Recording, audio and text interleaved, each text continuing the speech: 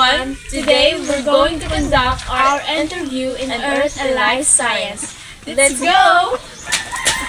Ano sa apat na bahaging pinaka-importanteng sumusuporta sa buhay at bakit? Ang biosphere. Dahil dito, mayroong tao, hayop, halaman ang nabubuhay sa mundo. Paano naapektuhan ng paggalaw ng tectonic plates ang ibabaw ng mundo? Nakaka-epekto ito sa nakakadol ito ng paglindol at vulkan. At dahil din dito ay nabubuo ang mga volcano. Ano ang mga pangunahing uri ng exogenic processes? Weathering, erosion, mass wasting, at deposition. Ano ang apat na pangunahing bahagi ng Earth? Ito po ay lithosphere, geosphere, hydrosphere, and biosphere. Sure ka? Yes. Maaari mo bang ipaliwanag kung ano ang bumubuo sa bawat sphere? Ang atmosphere ay hangin. Ang hydrosphere ay tubig. Ang geosphere ay lupa. At ang biosphere ay ang mga buhay. Paano nakikilala ng mga siyentipiko ang mga mineral? Paano ko nakikilala or nagbabarasan mga scientists kung ang sangabutan is mineral? Pinag-aaralan kasi itong mineral. Kung paano nga maibaruan niya ang mineral. Pinagi sa mga kuhan sa mga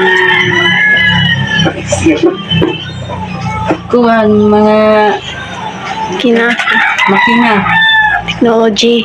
Oo. Makina. Ito yung kind of. Sa buhay natin ang mga bato at mineral. Malaga ito ang kay Tagalog ba English? Sinano na language. Pwede Korea. China. Kung sa iyon pala pagbato ng bato, kinanglan sa ato, gayapon sa ato kapaligiran sa mga bagyong naabot, sa mga baha, kinanglan ng bato para dili mag-landslide. Ang mineral, kinanglan sa nato mga panlawas para maging mga pagtatong mga panlawas, maging malusog. Alright. Salamat. Thank you. So, how do human activities like cutting trees or moving plants affect soil erosion and landslides? As we all know, trees plays an important role in the environment. It not only gives us fresh air to breathe, but also protects us on calamities, especially landslides. So when there are not enough trees, the soil loss and it may wash away, especially during heavy rains, like especially during typhoons. Now that we are exposed on typhoons, and we may encounter floods and landslides. That's why even in school, it is especially taught that we must protect our trees. Pwede ba ito? Igat na lang. Pwede igat.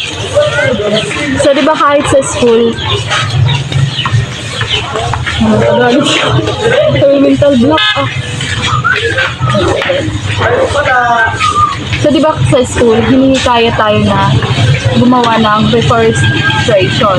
So, yung mga estudyante, so may mga times na pinapagawin ng mga estudyante na magtanim ng mga puno kahit sa loob ng perimeter ng school or sa labas ng eskwelahan. Dahil isinasagawa ito upang mapanatili na ang ating mga puno ay meron tayong enough na puno para sa ating kalikasan. Thank you. It's habitable. Ay, siyempre yan, Earth. Yan ang friskong hangin. Una-una, mayawon uran. Yes. Mayawon sudang. ikan may mga tanong nabubuhi na napapinabangan sa mga tao. Ang ibang mga planeta waray mga tanong mga diri na napapinabangan sa mga tao. Manan liwat maula na bubuhian at sa tao. Yes, tama agad lahat. So, ito na pa na yung answer. Mauna ito. Salamat. Salamat po. Humans try to make Mars suitable for life. What big challenges will we face? Ano ba? So, main struggle or yun na nga, main challenges ang mga isang tao kapag kanra Hope po about the future Earth health despite climate change. So in my opinion, naniniwala pa ako na ang Ato Earth is kaya pa mag-recover sino na panahon despite sa nangyayari na climate change or global warming. Kasi if maghimokit sa mga paraan para upay utuan earth like ito na planting more trees, tapos sa mga activities na hindi nakakawakay sa ato environment, I believe na makakabulig ito para umalik sa dati na ato earth. And especially kapag ito hanap din mindset kapag dirikit maghimo-himo sa mga bagay na mga activities na nakadagdag lahat para mawakay nato. So, ito na. Can you bring in Why the... is Earth often called the living planet? Why is Earth is... Why is Earth called a living planet?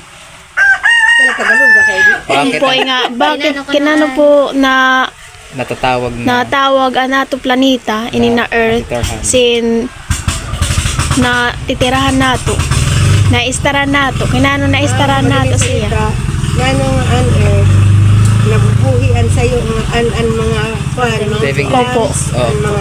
Yes po. Like that, oh. mga tao. Kung nano na istaran Opo. ang planeta. para sa imo opinion nano kinano po na istaran ang planeta nato. Sa ang ato kasi planeta, diri isugad sa ibang planeta nga kuan, di ba? Mapaso siya. Opo. Kita diri mapaso, nga diri maliwat sa mga pinit para Opo. mild la nga nabubuhian mayon. Opo. Kuan. May mga lagi ginhawa ba? May oxygen. Oo. Tapos may yung parang may gravity ang Hmm. planet ang Earth. Okay, sa iba kasi na planet it's wala gravity. Di ba na pag at sa ibang planeta nalutang sa kalawakan kita Opo. diri di ba dikit nahulog Diri. because of May gravity Opo. sa Earth. Wala ito nak ni baruan. May ito nak ni baruan nabubuhian sa tanang nga mayaon Buhay. nabubuhi siya kay diri anong timpla sa Earth ta diri so sa ibang sobrang kapaso o sobrang kapilit. Oh. Parang kuan la siya dibila. Tama ganun may lat point po. Sige. May ito lang pagkarang Salamat. Ito Wala. lagad po.